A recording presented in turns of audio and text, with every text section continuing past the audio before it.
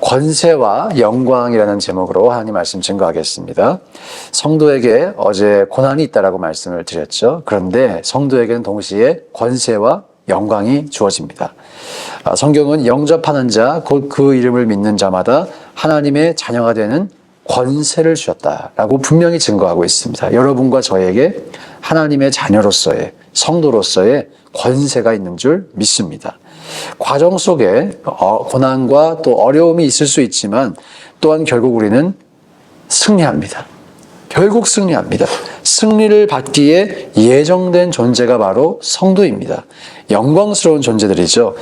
우리가 결국 승리할 것이고 어떠한 삶의 고난이 있든지 승리가 예정되어 있다라고 하는 이 사실을 또한 믿을 수 있기를 주의 이름으로 축복합니다. 오늘 본문에는 두 증인이 등장합니다. 이 두 증인을 어떻게 해석할 것인가? 이 두 증인이 누구인가? 이런 질문들이 있습니다. 그리고 이것을 누구로 이해하느냐가 본문을 이해하는 아주 중요한 키가 될 수 있습니다. 요한계시록에서는 그저 두 증인이라고만 소개를 하기 때문에 사실 이것을 알기가 쉬운 것은 아닙니다. 학자들이 이 두 사람을 모세와 엘리야일 것이다 이렇게 주장하기도 했습니다.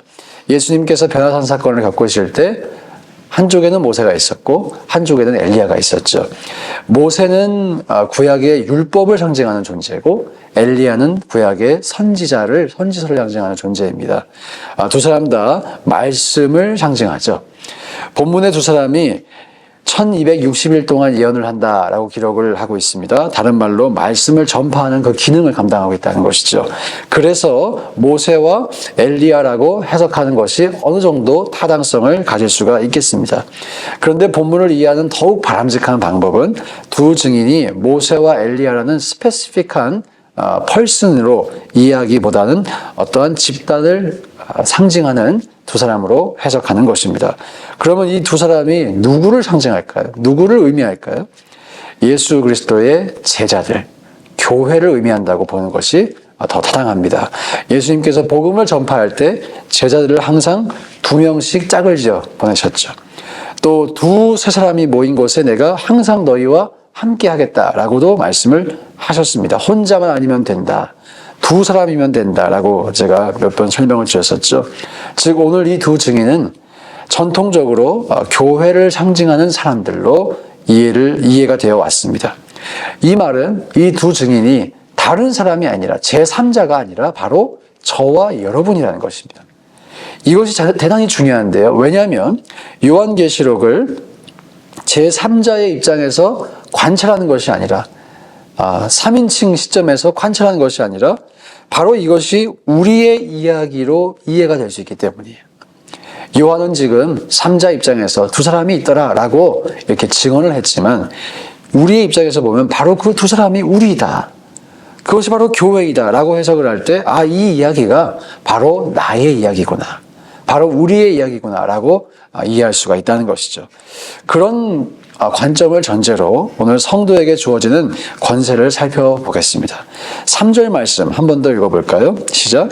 내가 나의 두 증인에게 권세를 주리니 그들이 굵은 베옷을 입고 1260일을 예언하리라.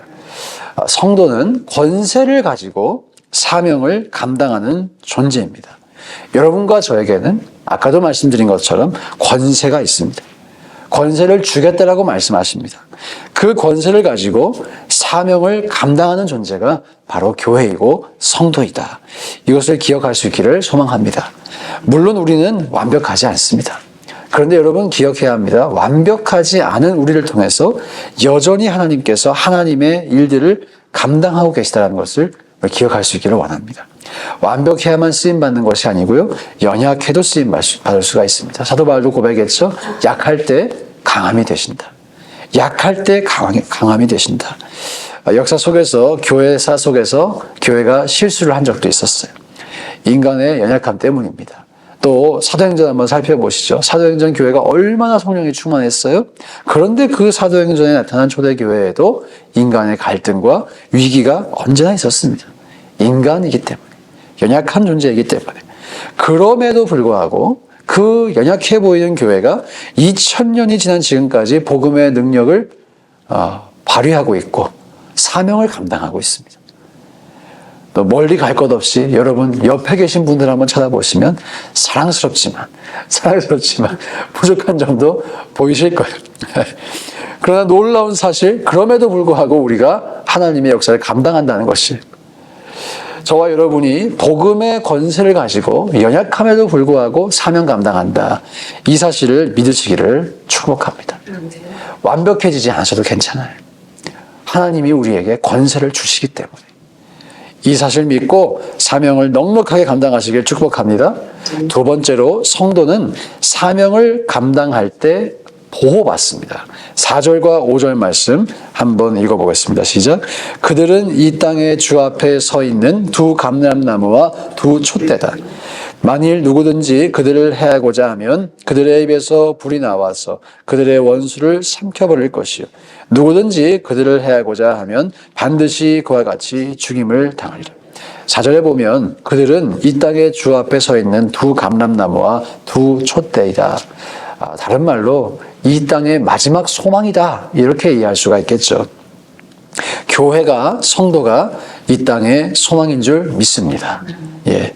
그런 이 땅의 소망을 하나님께서 어떻게 지키시는가가 5절에 나타나 있어요. 만일 누구든지 그들을 해하고자 하면 그들의 입에서 불이 나온대요. 불이 나와서 그들의 원수를 삼켜버릴 것이요. 자, 이렇게 한 센텐스가 등장하고 그 다음에 바로 누구든지 하고 이어지죠. 누구든지 그들을 해하고자 하면 반드시 그와 같이 죽임을 당하리라. 앞의 내용을 컨펌해주는 똑같은 내용이 등장하는 것입니다. 사실상 같은 내용이 반복되고 있는 것이죠. 강조하고 있는 것입니다. 강화되고 있는 것입니다. 하나님께서 성도를 보호하신다라는 의미를 두 번 강조하며 반드시 보호하신다, 반드시 하나님께서 이들을 지키신다, 이들이 감당하는 사명을 위해서라고 증거하고 있는 것이죠. 우리가 하나님의 사명을 감당하려고 할 때 반드시 고난이 있다고 말씀을 드렸습니다. 사단 마귀의 방해가 있고 시기가 있고 질투가 있을 수 있습니다. 그러나 기억해야 합니다. 그 사명을 감당하는 우리를 하나님은 보호하신다. 끝까지 보호하신다. 그리고 그 대적들을 삼켜버린다. 그와 같이 심판을 당한다. 죽임을 당한다. 이 사실을 믿으며 우리가 사명을 감당하기 위해 최선 다할 수 있기를 축원드립니다. 하나님께서 사명을 감당하시는 그 사람을 보호하신다라고 증거하고 있기 때문에 우리가 조금 지혜로운 사람이라면, 그러면 내가 사명 감당하기 위해 애를 써야겠다, 그렇게 생각하는 것이 지혜로운 사람이겠죠.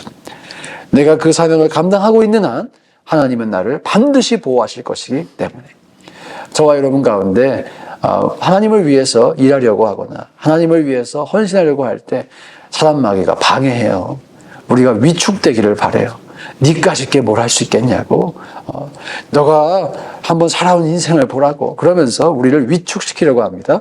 그때 우리 위축되지 말고 담대하게 마귀를 이기고 그 생각을 거절하고 사명에 붙들려 살 수 있기를 주의 이름으로 축원드립니다. 마지막으로 교회는 반드시 승리합니다. 교회의 정체성은 승리하는 사람들입니다. 승리하는 사람들.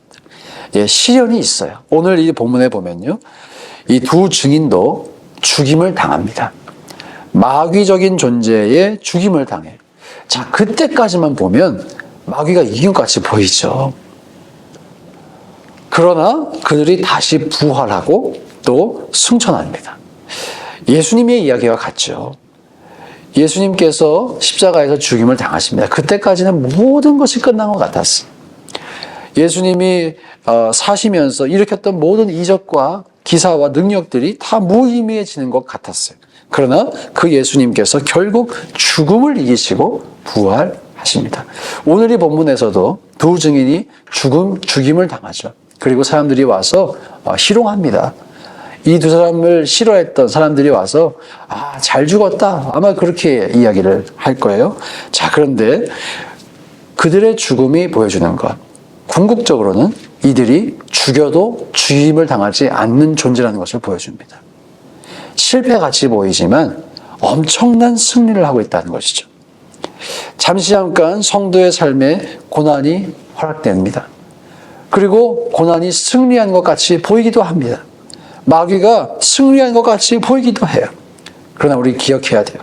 아직 후반전이 시작되지 않았습니다. 전반전 끝났을 뿐이에요. 아직 후반전이 시작되지 않았어요.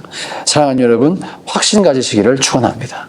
진정한 믿음은 우리가 고난 가운데 있을 그때에도 결국 그러나 우리는 승리할 거야 라고 믿는 것입니다. 그 믿음을 가지고 끝까지 나아갈 수 있기를 축원드립니다. 전반전 보다가 에이 이번 경기 졌다 그러고 TV 끄지 마시라는 거예요. 끝까지 보시라는 거예요. 끝까지 치킨 뜯으면서 끝까지 볼 때 이길 줄 믿습니다. 이것이 믿음입니다. 모든 역경과 고난 우리가 다 이겨버리고 부활 승천하신 예수님처럼 영원한 승리를 끝끝내 쟁취하는 저 여러분 될 수 있기를 주의 이름으로 축복합니다. 함께 시간